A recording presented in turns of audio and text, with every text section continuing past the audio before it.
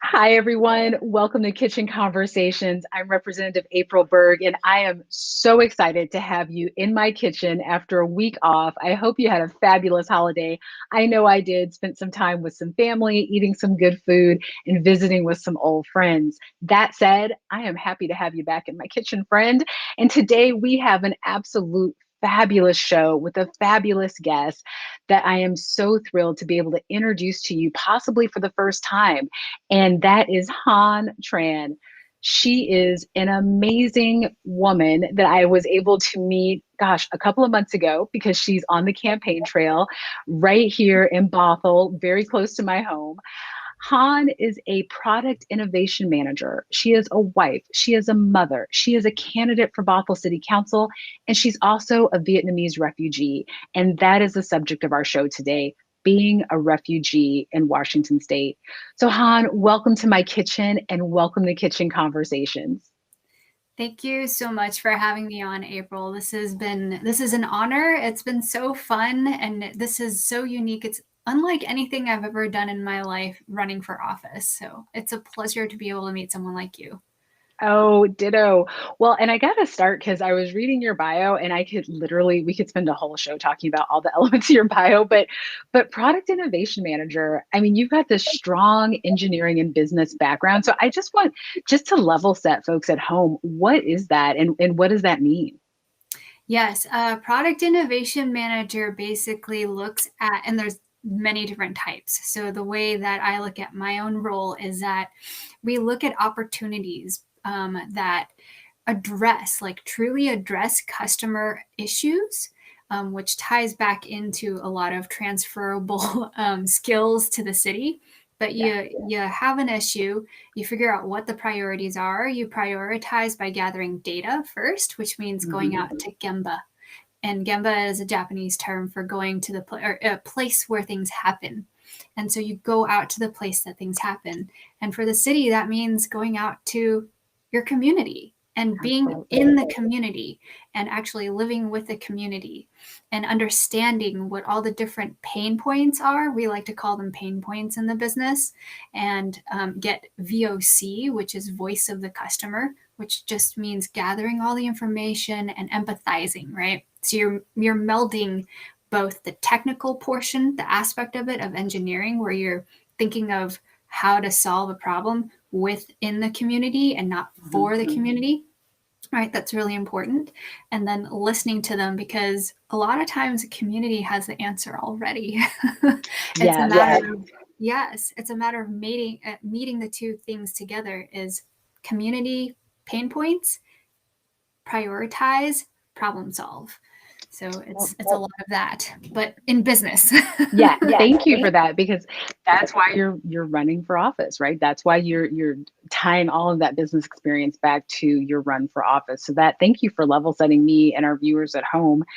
And I just want to start, this conversation that honestly I've been looking forward to because of what's going on in our world today, and having so many refugees coming and settling here and trying to help and do what we can to elevate the needs. But can you tell me a little bit about what your childhood was like as a refugee and the path your family took to arrive here in the United States?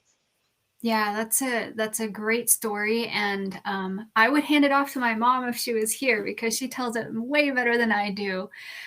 She and my father and I escaped in the middle of the night from Vietnam, and my father and a couple other people planned an escape on a boat.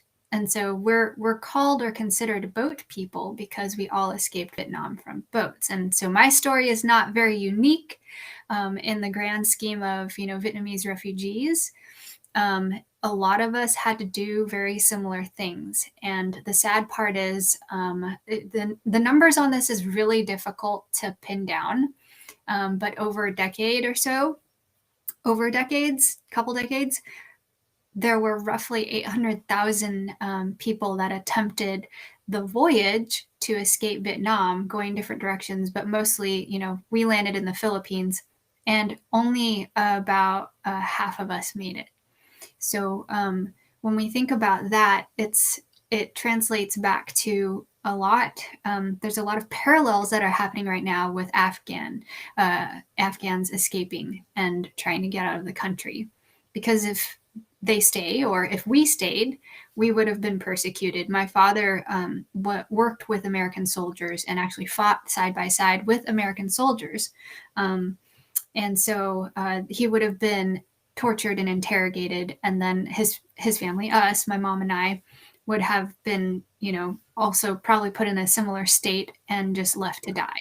So it was literally a matter of life and death. Wow. Thank you for sharing that. It's a harrowing story. It's a story that it's a lived experience that you're bringing to our community. And it's an important moment. It's a timely moment, but thank you for sharing that with us. And I think it speaks to community, and it speaks to elevating, lifting up, keeping promises in community. And so for you, what does that community look like? What does that community integrity look like, with your lens and your lived experience as a refugee? Yeah, I mean, that ties into when we landed in the Philippines and started learning about American culture a bit more. It took us we stayed there for about 6 or 7 months. And then we were sponsored to come to the United States. And so when we arrived, our first point of contact was actually SeaTac Airport. And we would have not thrived. We would have not even survived if it were not for community. So answering your question, community is a big part of my platform, and community in the sense of building it, right? Making sure that it's strengthened through bonds with one another, getting to know each other. I think a lot of our challenges today have to do with not really understanding our neighbors, not understanding other people's paths in life, right? And how it differs, and how your experience with a certain group of people could be different than someone else's experience group with that same group of people. So the sense of community, when we came to SeaTac, we ended up living in public housing in White Center for some time, and we were able to get by because people donated their pots and pans. They donated food, they donated clothing, because we literally arrived with just the clothes on our backs. That was all that we had. And so with the strength of community, and also with the strength of public programs, we're able to survive. And not only that, we're able to thrive. My father became an electrical engineer, which I followed in his footsteps, right? I just added that business side to it, which, when he was alive, he did encourage me to do that, is to, you got to start branching out even further and going further. It's like building on that generational wealth, which we didn't have anything until we came to this country. That's amazing. And I talking about community, and again, I can't help but to say and to think about where we are right now in this time and place in history. And literally now we have social media, right? So we could put that all call out to say, go to SeaTac, provide rides, do what you can. But really what you're doing is helping create community for folks who not only need it, but it is it's just a life or death situation. So thank you for kind of putting into context what that looks like many decades out, right? Like in looking at you and looking at all you've done in your community. And now you're running for office. I mean, you are literally the American dream. I love doing the show, meeting people, listening to stories, but literally researching you and what you've been through, where you are, and how you present yourself. It is the American dream. And so what made you want to run for office? That is also a great question. So I would like to preface, with going back to the community real quick. It's super important to not make that transactional. There are so many awesome programs that are helping Afghans right now, and it warms my heart that people are keeping in touch with people. A lot of people have signed up to host Afghan families, including our own family. So at the very minimum, I want to make sure that people that are coming here are feeling welcome, just as you say, right? And then going into how I got here and why I'm running, it really started with Savannah Jackson, who was a guest on your show too. I'll be completely honest, is that with her strength, I mean, she's only 24 or 20. Yeah, I think she's 24 years old. She created that community that we're talking about. And that community is definitely not transactional. We all still are connected with one another. We all are still trying to make sure that we are pushing for equity. We're pushing for equality. We're pushing for fairness, right? And inclusion, because Bothell is becoming more diverse. It's not something that is going to happen in the future. It's happening now. It has been happening, and we need to be prepared for it. We need to go beyond, the multi languages welcome thing on the city hall window. We can do that, and we can put in structural support to make sure that we have that welcoming inclusion. And so, to answer your question about why I'm doing this, I'll give you an example. I was just out canvassing, which, for people who are not familiar with what that means, it means you're door knocking for your campaign. You're going door to door within your community and introducing yourself and having some really good and also some really tough conversations. And yesterday, the tough conversation was this Indian lady. She had told me how she's lived in Bothell for 20 some odd years, Mm. but she's never felt like it's been home. She's never felt welcomed. And I almost cried when I was talking with her at her doorstep. And I'm almost crying now because that's just rough to hear, and that's rough for her to experience. And, as that's a lot of why I'm running, is because I don't want people to have to feel that way, right? People shouldn't have to fight to belong. And so it's so important that we treasure and respect each other, but also make it welcoming the way that that person wants to be welcomed. Yeah, and thank you for that. And actually, thank you for just to kind of double back a little bit when you talked about not being transactional. And it's interesting because it's something that I've talked to some groups about recently, about the transactional nature of politics, right? So Yeah. being women in politics, it's just transactional. But as we're serving and as we're doing and leading in our community, we don't have to be. And so I think as folks are raising their hand and doing things on social media to help with the litany of issues that we have right now, everything from climate change disasters to public health crisis to crisis in our schools to helping refugees, not making those help points, not making that volunteerism transactional. Don't do it for likes on social media. Don't do it because you think it's going to elevate you in another space. Do it because it's the right thing. So thank you for bringing that up, because I think we can't say it enough as leaders that what we're doing has to come from the heart. And it can't be, politicians and community leaders cannot be coin operated. That was something that I heard recently. And you know what I'm saying? It's not, we cannot be coin operated. We've got to be heart operated to keep doing what we're doing. But that said, I'm thinking about your family, right? So you're in community in this really deep and meaningful way, but it's got to be a lot different than maybe how you grew up. So tell me a little bit about your family now, and maybe put it into context with your family growing up and what it was then. Yeah. I love this question because it comes at a great time, and our interview comes at a great time too. And I'll explain why. So my family, when we were living in White Center, wow, that community was so tight knit. And my parent, or my not my parents, my mom still keeps in touch with some of the people there. That's how tight knit it is, and I call them like my adopted moms, or because they're or aunties or whatever, and they're always there for the family, and we're always there for them. And so the community then was very it was very diverse. We had Samoans, we had Mexicans, we had Vietnamese refugees, people from Laos, Cambodia.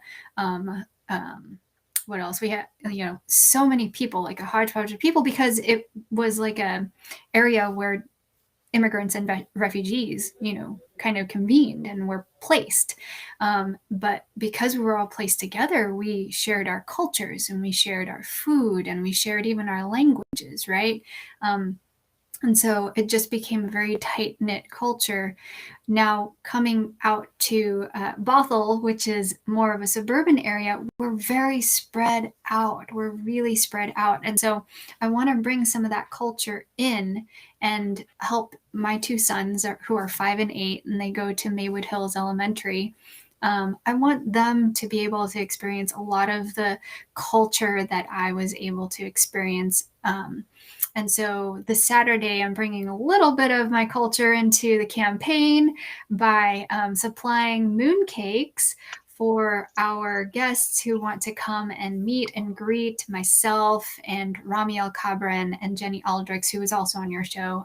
There are 2 other Bothell City Council candidates that are running for different positions, and come out to Joya, which is in Bothell over in Canyon Park. It's a Korean Brazilian restaurant ran by this wonderful Korean family. And so want to bring people there to not only help the small business there, it's a family-owned business, to Joya, but also to kind of allow for people to embrace a little bit of that culture, right? Bring a little bit into the Bothell community, and hopefully we'll see more of it in that sense, right? And so, going back to the Indian lady that I knocked on the door yesterday, eventually bringing in Indian culture and making sure that it's a consistent thing. It's not just like hey, we did this one thing and we're done. It's like a very consistent and very intentional action. Yeah, no, I love that. And I love, okay, you just said like mooncakes on Saturday. So you had me there. Like I was like, if you didn't catch it, mooncakes on Saturday, come 11. out. You can meet, what is it, 11 to 2?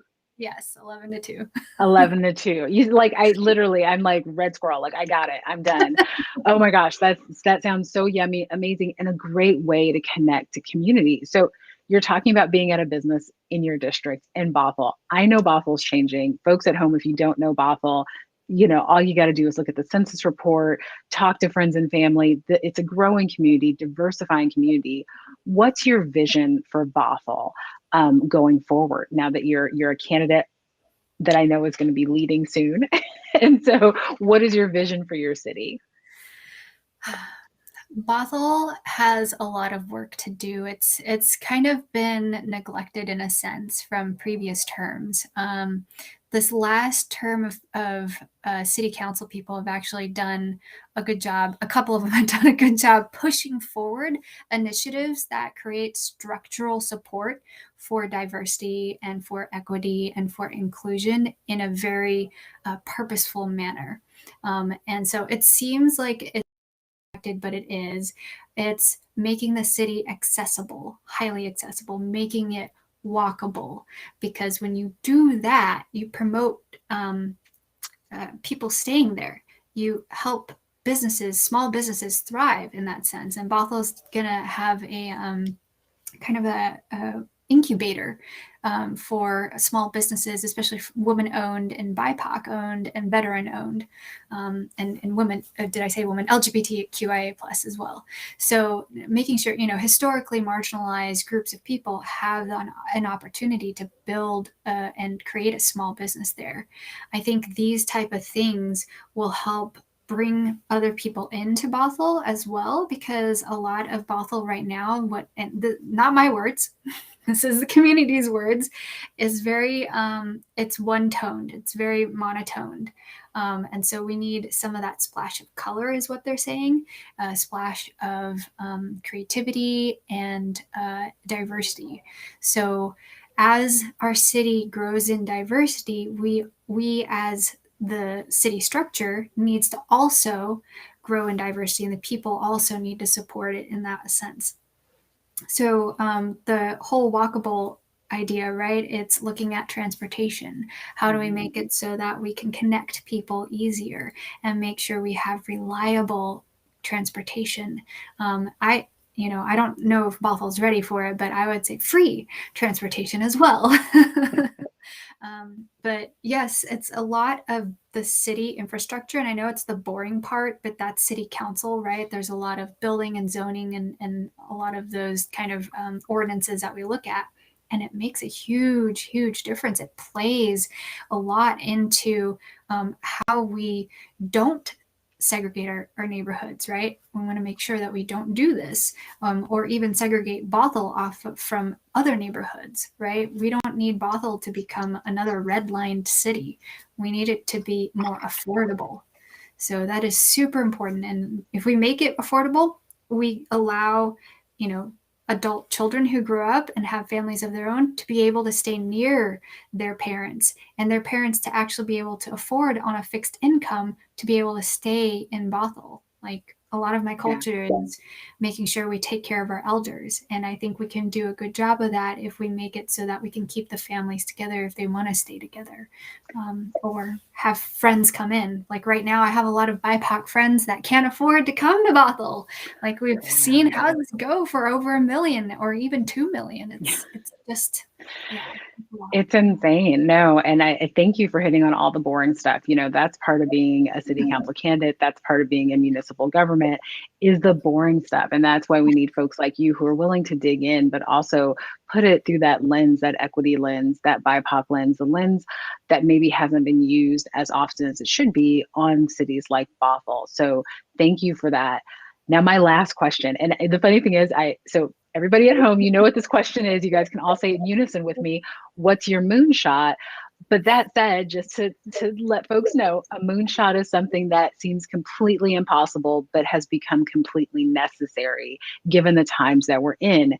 Funny thing, Han, I've never asked this to an engineer. So asking an engineer what your moonshot is, why does that like make me giggle on the inside? Because I'm feeling like you should just be like, well, here's my slide rule, and let me tell you exactly how we're going to make that moonshot. But no, in all seriousness, you've got some amazing ideas, and you're coming from this background, this lens of having been a refugee in our country, and now contributing more and more and more and living that American dream. What is your moonshot for your city? Yeah. Oh, thank you for reminding me. The American dream, by the way, you too are the American dream, April. You certainly are. There's so many different versions of it. I'm one version, and I love reading your bio and learning about you as well. So, moonshot. Geez. Yeah, you're going to stump an engineer on this one. Yes. Tough question. If there was a moonshot, I would have to say, make sure that we are able to house everybody and give everyone a chance at a stable, thriving, not just surviving life. Because what I've observed as an engineer, as someone in business, is that when you are able to concentrate and focus on something, anybody, like not just you, but wow, the focus allows for such good results. And so if you're not able to focus, if your thoughts are also on, oh my gosh, how can I pay my next energy bill, electricity bill? How can I pay for my rent? When is my next meal coming? Or even, oh my goodness, I'm going to, have a baby soon. How am I going to be able to afford this? If you're thinking about all this stuff, and I hate to put it in like a cold manner, you will not be as productive to our society. So if we can take out the bottom half and say, forget about all the muck, we will take care of your income, we will take care of your housing or whatever else, right? I need you as a human being to think of the next greatest thing. I need you to be able to contribute back to society. We shouldn't have to worry about all these human necessities, clean air, clean water, all that other stuff. It should just be, and we should be able to think to the next level if we want to, right? Yeah. No. Just give people the option. I love that. And I will tell you, Han, like your timing is impeccable. So I will say, because we will be talking about housing on the next kitchen conversation. And so housing first and housing as a human right is something I know my viewers are passionate about and love to hear more about. And so knowing that that's your focus as you move into leadership in Bothell is just honestly a dream come true. And I am excited for your success. I'm thankful for your service. And I am extremely thrilled to now call you a friend. So thank you for being here in my kitchen on Kitchen Conversations. Thank you for sharing a little bit of your story. And hopefully folks at home will see Han's social media tags, tag her, like her, ask her questions. She's amazing. And I just thank you for being in my kitchen this Tuesday. Thank you so much, April. Yes, no. And for folks at home, I mean, Han set it up beautifully. Housing is what we're going to be talking about next week, right here at 3 p.m. We will have the amazing Paula Ryan with us to talk about housing. And this is why it's important. She's going to be talking about a specific bill or a specific law in the city of Everett that really got national attention because it's something that it's just not a great thing. Let's just put it that way. It's the no sit, no lie stand that they took a voted in a few months ago. And she's going to be talking about it here on our show so that we can understand what it is and how to move away from policies like that so that we can dignify housing for all of our citizens. So that said, I need to say goodbye. Thank you for being in my kitchen. It's great to see everyone. And I will see you next week right here on Kitchen Conversation.